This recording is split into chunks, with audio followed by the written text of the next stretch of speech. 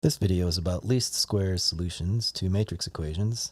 We have three objectives. We're going to define and illustrate orthogonal projections. We're going to define and compute orthogonal decompositions of vectors. And then finally pose and solve the least squares problem.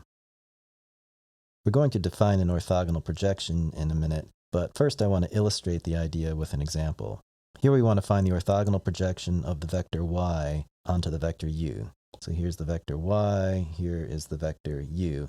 And I'm not even defining what orthogonal projection is yet. We're just going to use an intuitive idea. The orthogonal projection of y onto u down here is this vector that I've labeled y hat. So if I draw a perpendicular line from the end of y down to u, so this square means that this line and u form a right angle, then the orthogonal projection is the component of y, if you will, that points in the direction of u. And then I've labeled z over here as the component of y that is perpendicular to u. So you can imagine that we're breaking y down into two components, one that is in the direction of u and one that is perpendicular to u. And the orthogonal projection of y, which we've labeled y with the little caret on top, which we read y hat, is the component of y that is in the direction of u. Well, the key to finding y hat is to use the fact that y hat is in the direction of u. In other words, y hat is equal to some scalar c times u. Furthermore, we know that u is perpendicular to this vector that I've labeled z here. So if I take the dot product of u with z, I'll get 0. We also know from the parallelogram rule that if I add z and y hat together, I will get y. The parallelogram rule says if you want to add these two vectors together, you put them tip to tail. Well, I can imagine sliding z across over here. These vectors have length and direction, but they don't have location, so we can move z over here if we like. If we put the tail of z at the tip of y, in other words, the beginning point of z at the end point of y, z would extend up to this point, and then the parallelogram rule tells us that the sum of y hat and z is the vector drawn here, whose initial point is at the initial point of y hat, and whose terminal point is at the terminal point of z when z is drawn tip to tail with y hat. So from this picture, we can write y is equal to y hat plus z, and we could solve for z. Z is y minus y hat. So if we put this together, we have u dot z is equal to 0. We replace z with y minus y hat. We replace y hat with c times u, use the properties of dot products and solve for c, and c is u dot y over u dot u. And we know that u is not 0, so u dot u is not 0, and we can divide both sides here by u dot u and solve for c, and then substitute this expression back for c, and now we have an equation for y hat that only involves u and y. If we go back to our picture here, if I want to compute the orthogonal projection of y down onto u, I take the dot product of y with u and the dot product of u with itself. I form that ratio and multiply by u, and that gives me y hat. So here's y hat, u dot y divided by u dot u times u. We'll formalize this later, but this is a formula for the orthogonal projection of one vector onto another. Now we want to consider an arbitrary vector space with a vector y in it. So we're not necessarily considering Rn or Cn, but any arbitrary vector space with an inner product. So it's an inner product space V.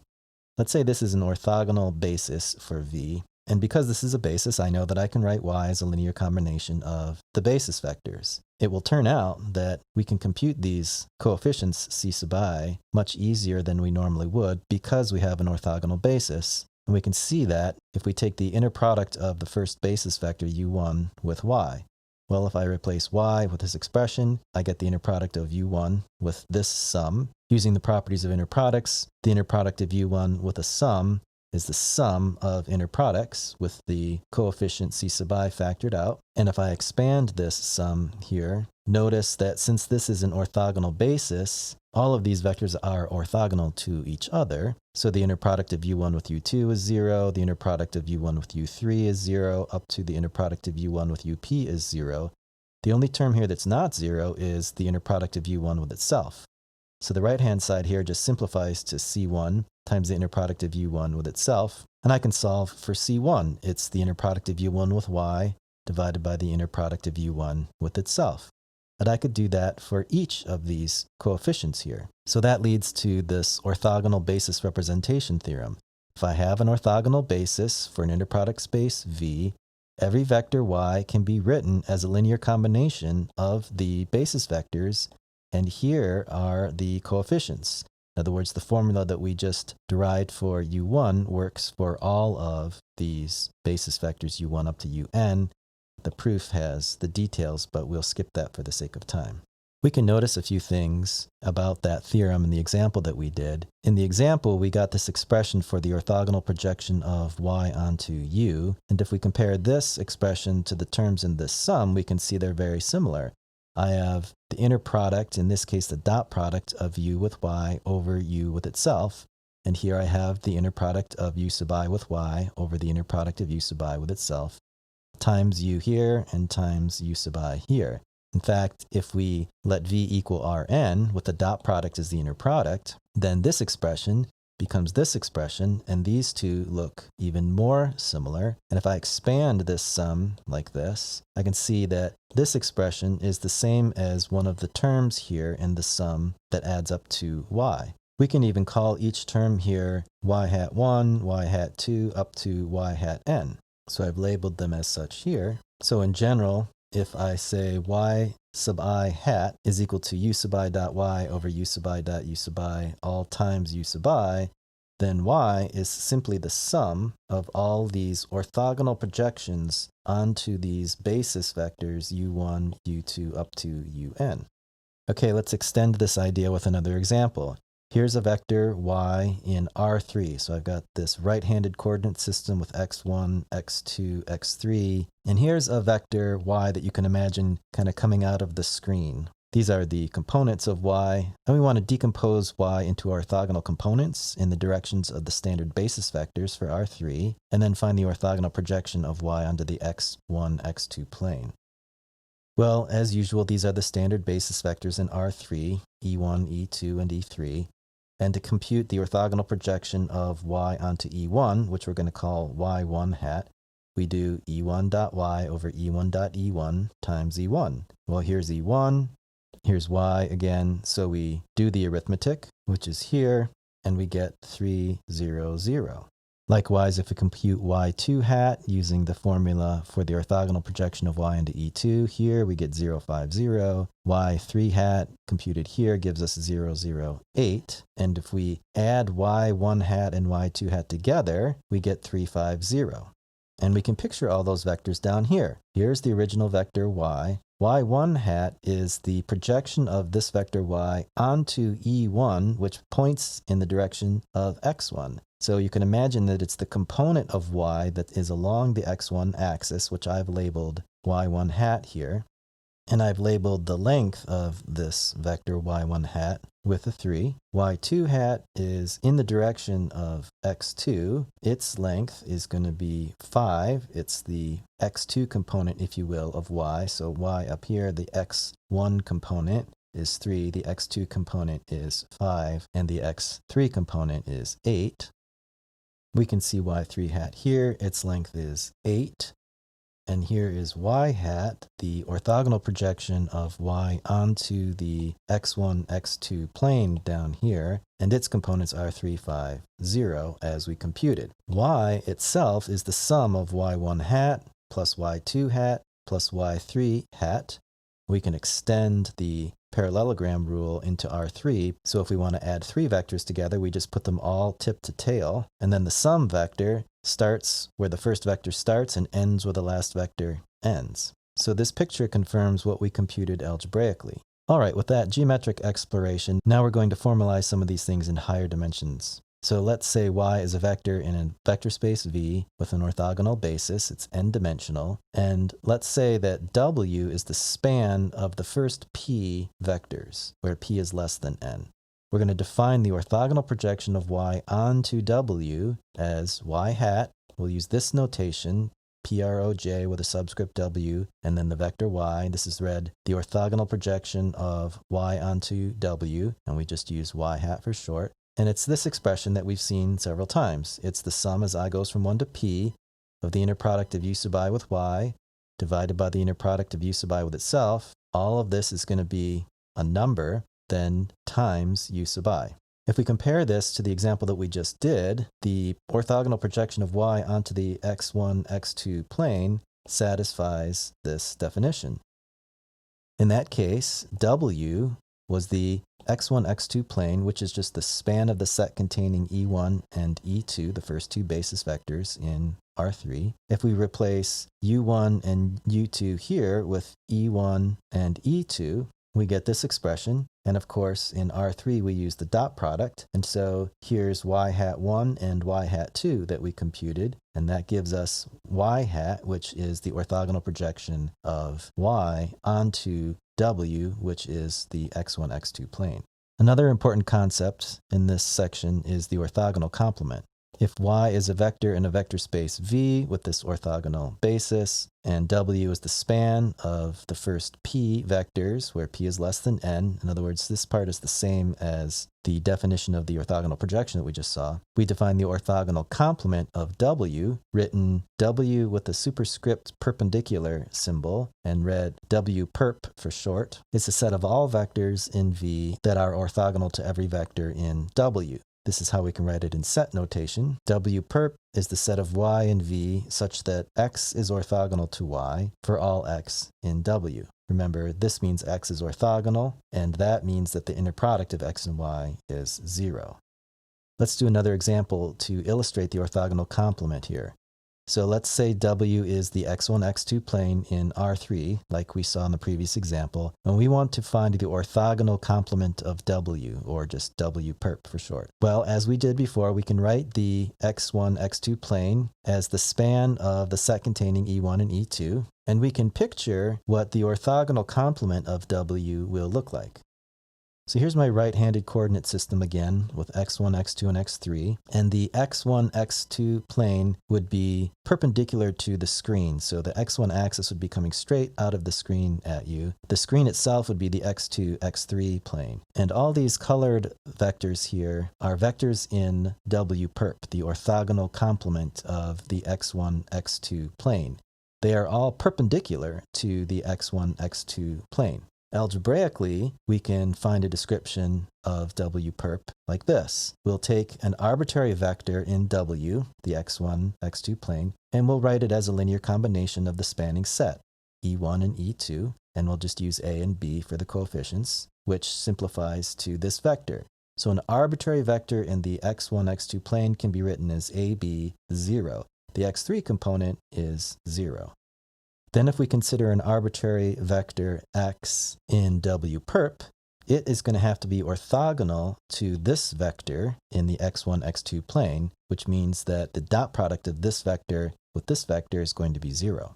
So we've got that here, x dot y is 0, here's x, here's y. I can do the dot product and simplify, and I get this equation. And since this has to be true for all possible values of a and b, x1 and x2 both have to be 0. So I can replace x1 and x2 with 0, and that leaves me x3 here. So x, an arbitrary vector in W perp, is essentially x3 times this vector 0, 0, 1. Well, 0, 0, 1 is just E3, the third standard basis vector in R3, and x3 is just a scalar. So I can say x is c times E3 for some real number c. And then W perp is just the span of the set containing E3, which is just the x3 axis in that figure we saw above.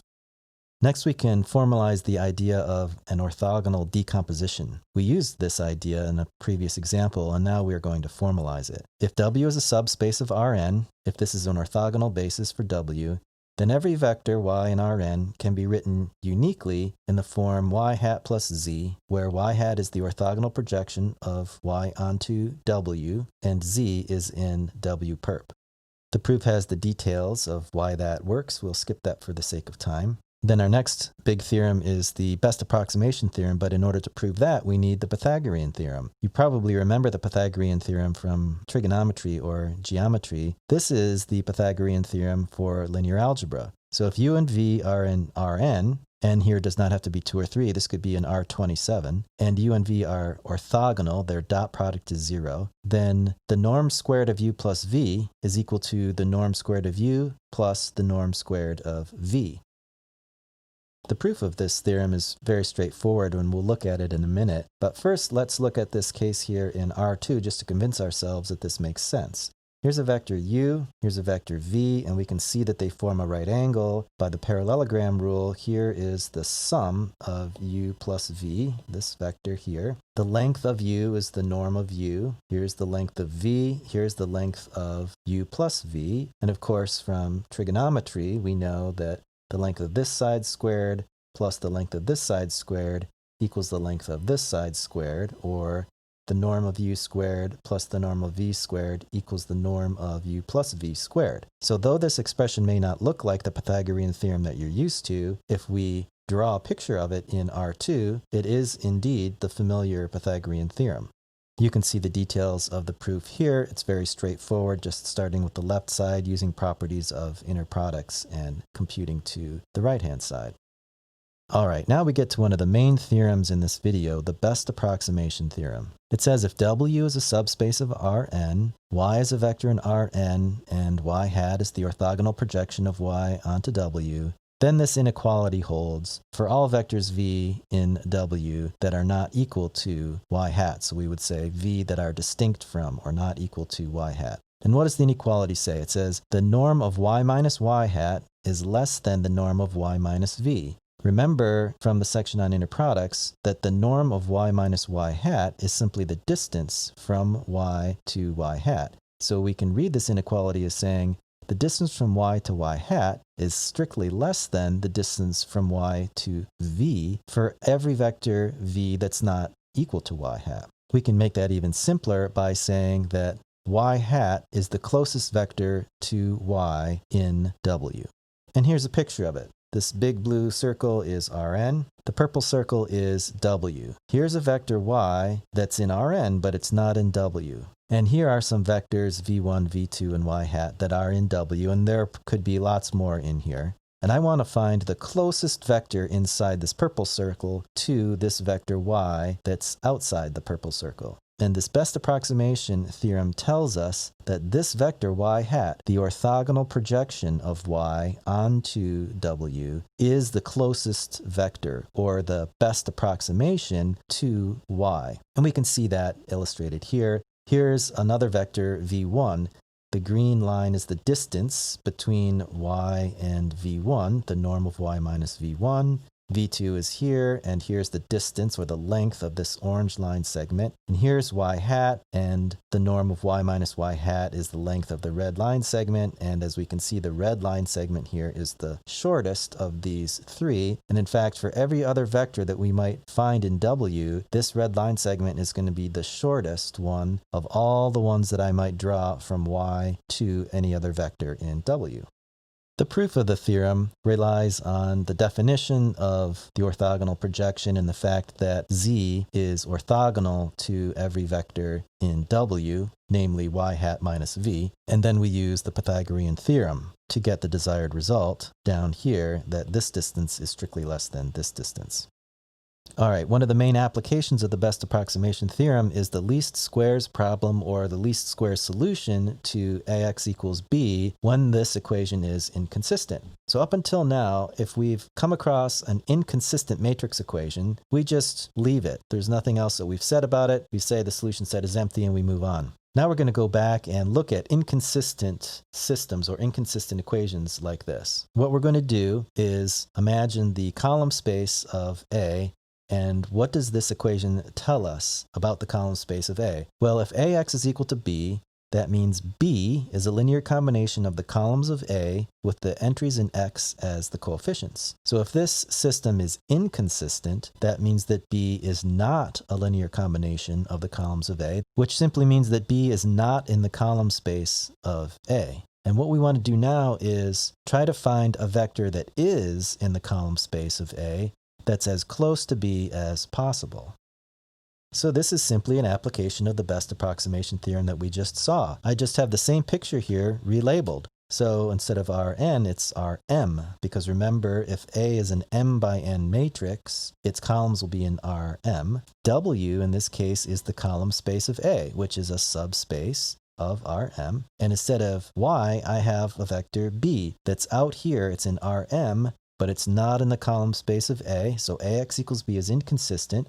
That means b is outside this purple circle, the column space of A. And I want to find the closest vector to b that is inside the column space of A. So here's a vector, A times, say, x1. So this would correspond to the v1 that we saw earlier, and this could be the v2. And here is b hat, the orthogonal projection of this vector b onto the column space of A. And the best approximation theorem tells us that b hat will be the closest vector to b in the column space of A. So if I wanted to approximate b with a vector that is in the column space of A, b hat is my best approximation in the sense that it has the shortest Euclidean distance here to b. So we'll define that here, the least square solution. If A is an m by n matrix, b is a vector in Rm. The least square solution of the equation Ax equals b is x hat that's in Rn, such that Ax hat is equal to b hat, and the distance from b to b hat is less than or equal to the distance from b to Ax for any other x in Rn. Now we have to be careful here. The least square solution is x hat. We've been focusing on b hat, but really we're defining the least square solution as x hat. So let's look at the relationship between x hat and b hat. We can picture this relationship back in our diagram over here. I've drawn Rn over here next to Rm. Remember, Rm and Rn are not the same vector space. X hat is in Rn, b hat is in Rm. Here's Ax1, but x1 itself is a vector in Rn. When I multiply the m by n matrix A times x1, which is in Rn, I get a vector that is in Rm over here. So x hat lives in Rn, b hat lives in Rm. The least square solution is this x hat here. But in order to find this vector, we focused on b hat because we know b hat is the closest vector in Rm to b, and then we simply solve the equation A times x hat equals b hat. We know b hat and we know A, so we can find x hat as we usually do by solving the system. We'll go back to the orthogonal decomposition theorem, and this time I've written it in the context of the column space of A. If A is an m by n matrix and b is a vector in Rm, then b can be written uniquely in the form b is b hat plus z. Before we had a w here, the w is a subspace of Rn, and y is in Rn. Y could be written as y hat plus z. So I'm just using different notation here, but it's the same theorem. I've replaced w with the column space of A, and I've got b can be written uniquely as b hat plus z, where b hat is the orthogonal projection of b onto the column space of A, and z is a vector that is in the orthogonal complement of the column space of A. So we can solve for z as we did before. Z is now going to be b minus b hat, and z is going to be orthogonal to every vector in the column space of A, including every column of A itself. So we've got b minus b hat, which is just z, is orthogonal to the column space of A, and in particular, every column. So A sub I here, A1, A2, up to AN. And the dot product of those two is going to be 0 for A1, A2, up to AN. We'll use the standard trick of writing a dot product as a transpose. In other words, u dot v we can write as u transpose v.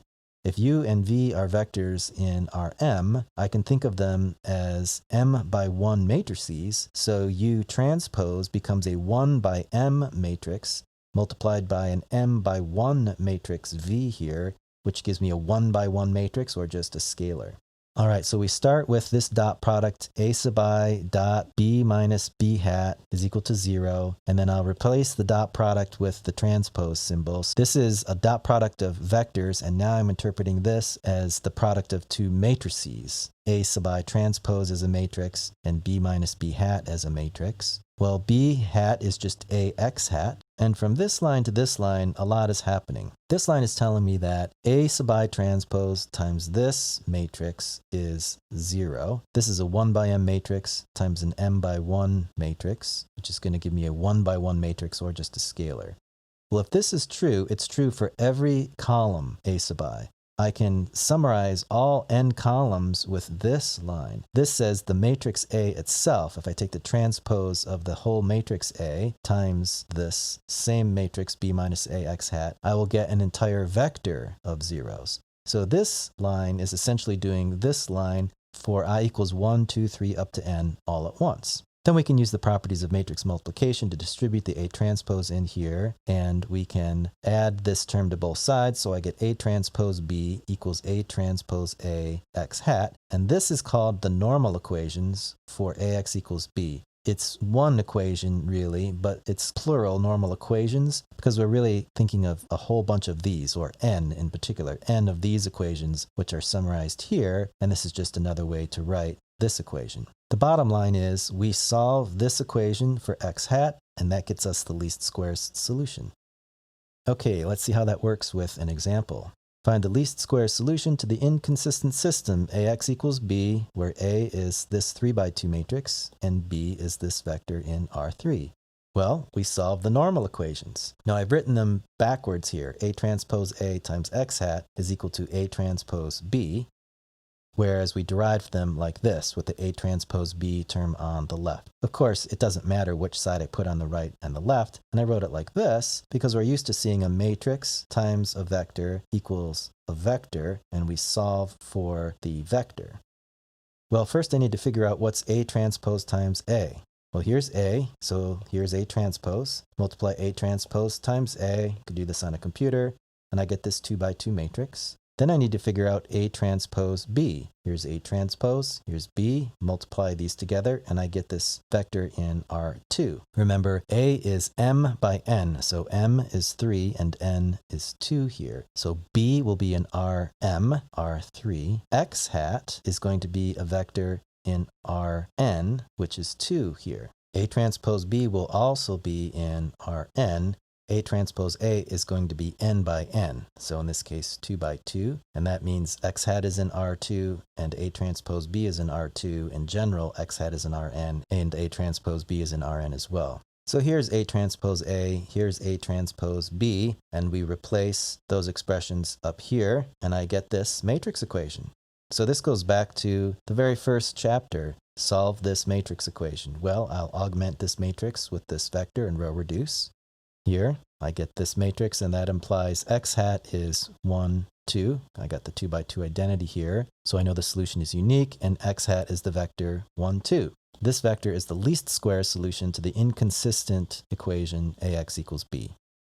All right, let's do one more example for practice. Same thing, find the least squares solution to the inconsistent system AX equals B. This time, A is this bigger 6 by 4 matrix. B is a vector in R6. And we do the same thing. We solve the normal equations. We find A transpose A. We find A transpose B. Well, here's A. So here's A transpose. Multiply these together. I get this 4 by 4 matrix. Remember, A transpose A is going to be n by n, and in this case is 4. A transpose B, well, here's A transpose times B. I get this vector that is in R4.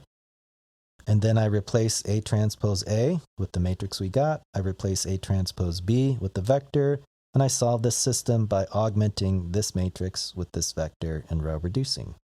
So here's the augmented matrix. It row reduces like this. I write down the corresponding system. Here's my 3 pivots. X4 is free. I solve for the dependent variables in terms of the free variable X4, and I can write down the solution. X hat is equal to this vector, which I can factor as x4 times this vector plus this constant vector. Notice in this case, I don't get a unique solution for the least squares solution x hat, and that's okay. Sometimes that happens. So here is the least squares solution x hat. That finishes our video on least squares. We looked at orthogonal projections and orthogonal decompositions, all of which led up to these least squares problems, solving for an inconsistent system AX equals B, and finding what's called the least squares solution to that inconsistent system.